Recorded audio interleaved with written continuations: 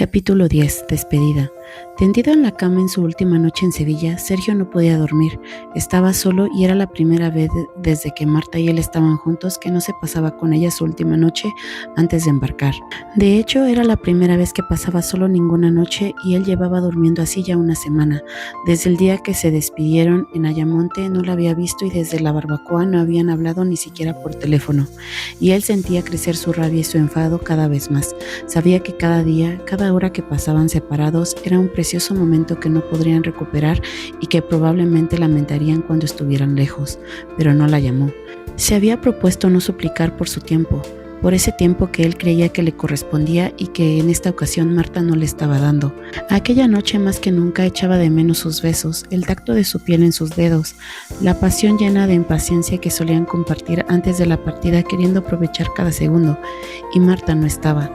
Ni sus padres ni Miriam habían hecho ningún comentario ante el cambio drástico de costumbres y la ausencia de Marta, y él se lo agradecía enormemente. Si de algo no tenía ganas era de dar explicaciones. Dando vueltas en la cama vio pasar las horas una tras otra y al fin la luz del día despejó las sombras y no pudieron soportar por más tiempo la larga noche. Se levantó. Susana, normalmente madrugadora, estaba allí en la cocina tomando un café. «Buenos días, hijo. ¿Quieres uno?», ofreció señalando la taza. Él asintió y se acercó a la cafetera que mantenía el líquido caliente, pero ella se lo impidió con una sonrisa. «Hoy deja que te sirva yo. No sé cuándo voy a poder mimarte de nuevo».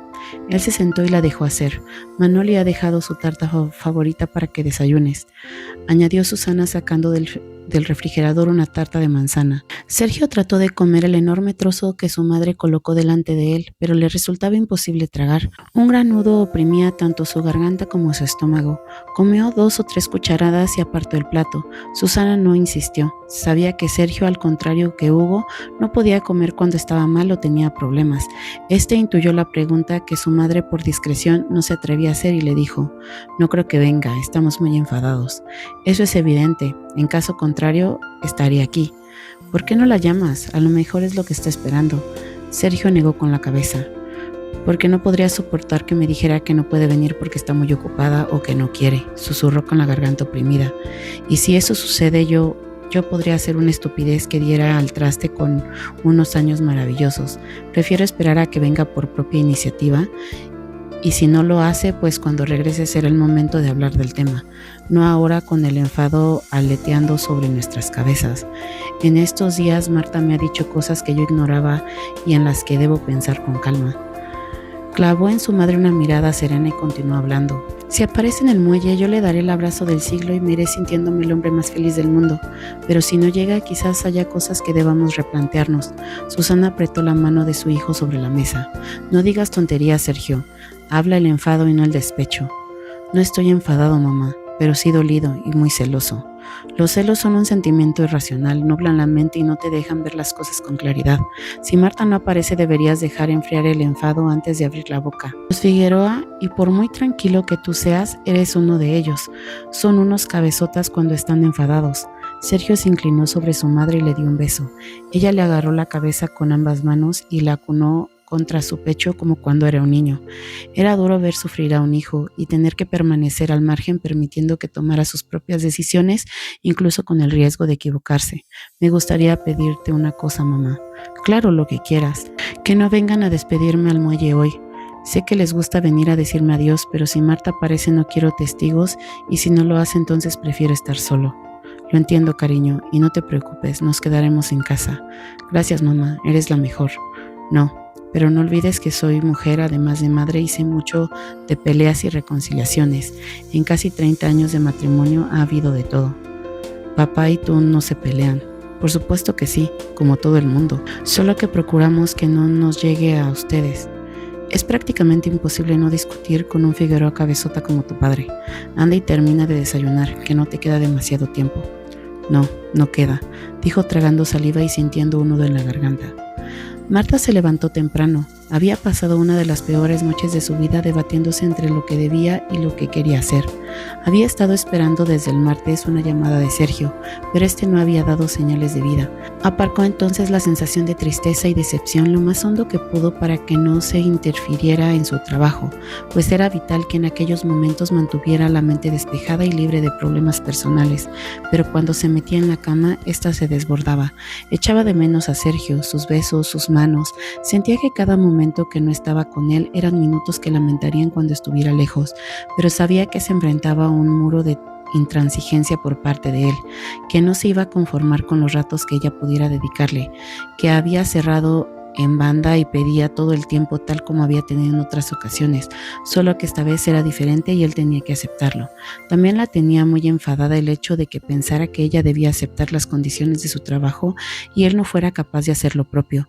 Era cuestión de que le demostrara que estaba equivocado y eso tenía que hacerlo ahora o nunca. Aunque su corazón sangrara por el distanciamiento y su boca y su cuerpo palpitaran por no tenerlo con ella esas noches que habían pasado separados, Sergio tenía que aprender y debía hacerlo ahora. ¿Cómo iban a ser las cosas en el futuro? Aunque había momentos en que estaba tentada de levantarse, coger el coche y presentarse en Espartinas, aún a riesgo de que Susana y Fran la mandaran al diablo por presentarse en su casa de madrugada y sin avisar, y abrazarse al cuello de Sergio y decirle que lo quería más que a nadie en el mundo. Pero no lo hizo, acalló el corazón y dejó que la mente tomara el mando. Esa parte terca y orgullosa que Raúl afirmaba que había heredado de su madre se hizo fuerte y permaneció en la cama con el móvil pegado a la oreja por si a él le estaba pasando algo parecido y la llamaba pidiéndole que fuera. Y entonces no lo dudaría, cogería el coche y se presentaría en su casa para pasar juntos lo que quedaba de noche. Pero el móvil no sonó y la luz del día se fue filtrando tras los cristales. Se levantó agotada física y emocionalmente y se sentó ante el ordenador, aunque sabía que sería incapaz de leer una sola línea y entenderla. En aquel momento su mente solo podía pensar en Sergio y en el tiempo que tardaría en volver a verlo. Las horas pasaron despacio y a cada momento ella sabía con exactitud que estaría siendo él. Conocía demasiado bien las rutinas de sus partidas, la despedida de Manoli, la de su padre, la subida al coche de Susana y el traslado al muelle, más abrazos y besos, alguna lágrima apenas contenida y al final el cruce de la pasarela hasta el barco que se lo llevaría durante meses fuera de Sevilla, solo que en aquella ocasión ella no estaría allí para decirle adiós. Esperaba que a su regreso los dos tuvieran la cabeza lo suficientemente despejada y se hubieran echado tanto de menos que pudieran arreglar las cosas con un abrazo. Acodado en la barandilla del estribor, Sergio contemplaba el muelle vacío. Era la primera vez que Marta no estaba allí con su sonrisa radiante y los ojos ligeramente velados por las lágrimas diciéndole adiós. Había llegado temprano y durante un buen rato había paseado arriba y abajo por el muelle con la vista fija en el acceso esperando ver la cabeza rubia y la figura vivaracha de Marta acercándose hasta él, pero al fin había tenido que embarcar sin que ella hubiera aparecido. No obstante, se quedó encubierta, mirando y esperando, aunque ya tenía claro que iba a ser inútil. El corazón angustiado y oprimido le dijo que tenía que llamarla, que no podía irse así sin más, que tenía que decirle que la quería, aunque el barco estuviera ya soltando amarras y ella no tuviera tiempo de acudir al muelle.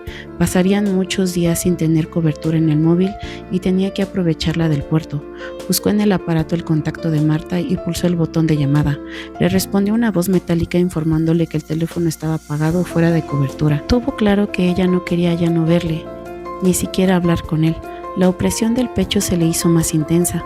Visiones de Marta en brazos de Arturo Casal inundaron su mente y una lágrima se le escapó al no tan rudo marinero que se alejó con discreción de la cubierta para que nadie pudiera ver que se enjugaba con disimulo. Marta, dentro del coche y metida en un atasco monumental, se sentía ofuscada e impotente. Al final había ganado el corazón y con el tiempo bastante ajustado, se metió en el coche dispuesta a llegar al muelle para darle un abrazo a Sergio. No podía dejarlo ir enfadado. Ya hablarían y aclararían las cosas a su regreso. Sin embargo, un tráfico inusual a aquellas horas en la avenida de la Palmera la tenía bloqueada dentro del coche. Cogió el móvil para llamarlo, pero comprobó con desánimo que se había agotado la batería después de toda la noche esperando su llamada, y golpeó con furia el volante mientras las lágrimas de rabia e impotencia rodaban por su cara y se mordía el puño para callar el sollozo que no pudo contener. Estuvo atrapada una interminable media hora y cuando al fin se despejó la avenida, condujo hasta el puerto con las esperanzas agotadas. Cuando llegó, en el lugar que antes había ocupado el barco de Sergio, solo había un hueco vacío. Oteó en la distancia y pudo ver la silueta ya borrosa alejarse por el río. Lágrimas de frustración le corrían a raudales por la cara y se recriminó una vez más su testarudez, esa que había heredado de su madre. Abatida y triste regresó a su casa.